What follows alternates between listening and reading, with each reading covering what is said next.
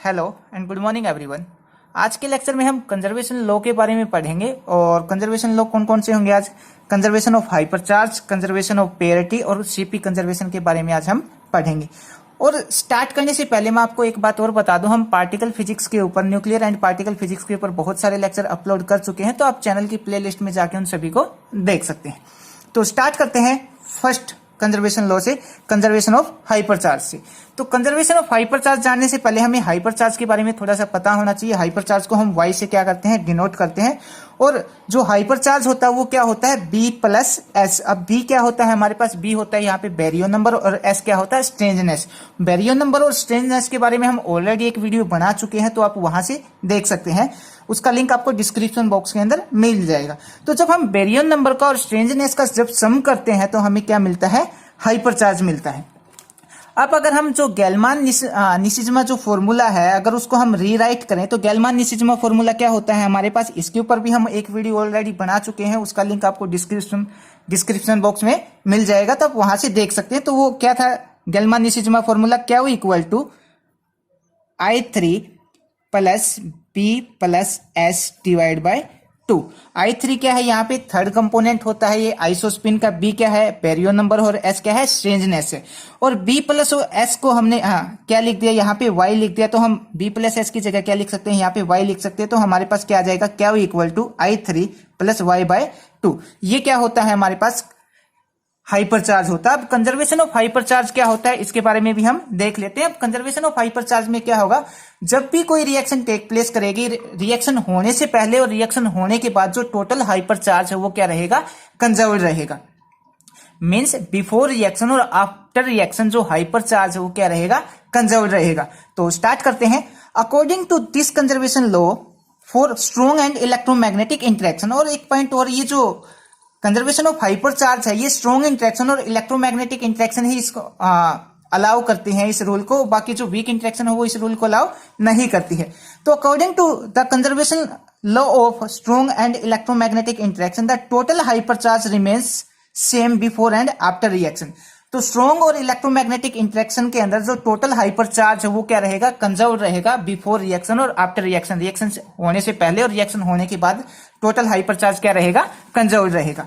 Example के लिए हम यहाँ पे लेके चले हैं प्रोटॉन और प्रोटॉन। प्रोटॉन के ऊपर जो चार्ज होता है वो कितना होता है, 1 होता है, और प्रोटॉन दूसरे पे भी चार्ज कितना होगा, 1। तो बिफोर रिएक्शन, रिएक्शन होने से पहले हमारे पास जो टोटल चार्ज है वो कितना है, यहाँ पे टोटल चार्ज 2 है। रिएक्शन होने के बाद हमें यहाँ पे क्या क्या मिला है, lambda plus chi note plus P और प्लस पाई नोट। तो जो लैम्डा होता है, लैम्डा के ऊपर हमारे पास चार्ज 0 होता है, काई नोट के ऊपर चार्ज कितना होता है, 1 होता है, और जो प्रोटॉन होता है, प्रोटॉन पे चार्ज 1, पाई नोट के ऊपर चार्ज 0 होता है। तो अब अगर मैं इस तरफ का जो चार्ज है वो देखूं तो कितना हो जाएगा, 1 + 1 2 हो जाएगा। बिफोर रिएक्शन और आफ्टर रिएक्शन जो टोटल चार्ज है वो क्या है, यहाँ पे कंजर्व्ड है। तो ये होता है हमारे पास कंजर्वेशन ऑफ हाइपरचार्ज। एक बार मैं फिर से रिपीट कर देता हूं, स्ट्रॉन्ग इंटरेक्शन और इलेक्ट्रोमैग्नेटिक इंटरेक्शन के अंदर जो टोटल चार्ज है, टोटल हाइपर चार्ज, वो बिफोर रिएक्शन और आफ्टर रिएक्शन क्या रहेगा, सेम रहेगा, उसके अंदर कोई भी चेंज नहीं आएगा। उसके एग्जांपल में हमने क्या लिया था, प्रोटॉन और प्रोटॉन का एक। तो प्रोटॉन और प्रोटॉन जब ये रिएक्शन टेक प्लेस होगी, दोनों ऐड होंगे, तो हमारे पास आगे क्या मिलेगा, लैम्डा मिलेगा, के नोट मिलेगा, और प्लस में प्रोटॉन और पाई नोट मिलेगा। और रिएक्शन होने से पहले जो चार्ज है, बिफोर रिएक्शन जो चार्ज है वो टोटल चार्ज कितना, हाइपर चार्ज कितना है, 2 है। रिएक्शन होने के बाद जो टोटल हाइपर चार्ज है वो भी कितना है, यहाँ पे 2 है। तो हम यहाँ पे ये बोल सकते हैं जो बिफोर रिएक्शन और आफ्टर रिएक्शन जो total charge, total hyper charge है वो क्या है, कंजर्व्ड है। उसके बाद नेक्स्ट पॉइंट पे अगर हम बात करें तो जो हाइपर चार्ज है, strong and electromagnetic interaction follow the conservation of hypercharge. जो स्ट्रॉन्ग और इलेक्ट्रोमैग्नेटिक इंटरेक्शन है वो हाइपरचार्ज को फॉलो करती है। बाकी जो वीक इंटरेक्शन होती है, वीक इंटरेक्शन हाइपरचार्ज को फॉलो नहीं करती है। इसके हम ये एग्जांपल लिख सकते हैं, लैम्डा, लैम्डा किस में कन्वर्ट हो जाएगा, प्रोटॉन और पाई नेगेटिव में कन्वर्ट होगा। तो यहाँ पे जो टोटल हाइपरचार्ज है वो कंजर्व्ड नहीं है। उसके बाद हम बात करते हैं नेक्स्ट की, कंजर्वेशन ऑफ पेयरिटी। क्या आई होप आपको जो कंजर्वेशन ऑफ हाइपरचार्ज है वो समझ में आ गया होगा। उसके बाद नेक्स्ट जो कंजर्वेशन लॉ है हमारे पास, कंजर्वेशन ऑफ पेयरिटी। अब कंजर्वेशन ऑफ पेयरिटी के अंदर क्या होता है, हम किसी भी सब्जेक्ट की एक मिरर इमेज लेके चलते हैं, या फिर उसका जो रिफ्लेक्शन है वो रिफ्लेक्शन लेके चलते हैं, जिसको हम क्या बोलते हैं, पेयरिटी बोलते हैं।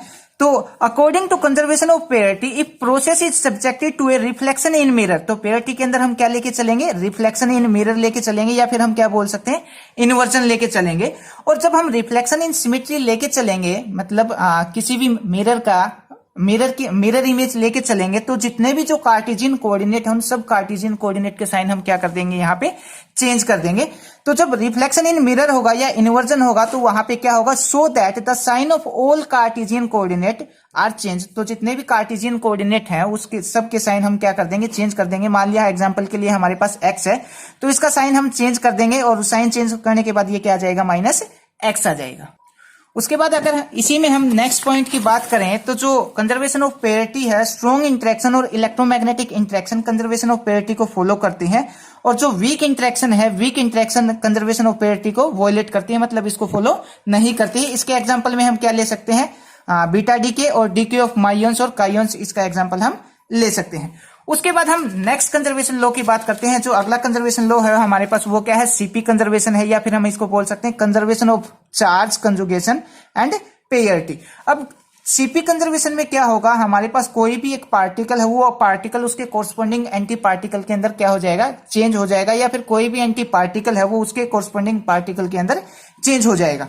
तो स्टार्ट करते हैं। According to this symmetry principle a particle is convert into a corresponding anti particle, means इस सिमेट्री के अकॉर्डिंग क्या होगा, हमारे पास एक कोई पार्टिकल है वो उसके एंटी पार्टिकल के अंदर कन्वर्ट हो जाएगा, या फिर कोई एंटी पार्टिकल है वो उसके पार्टिकल के अंदर क्या हो जाएगा, कन्वर्ट हो जाएगा। और यहाँ पे जो चार्ज कंजुगेशन है, उस चार्ज कंजुगेशन को हम डिनोट करते हैं C से।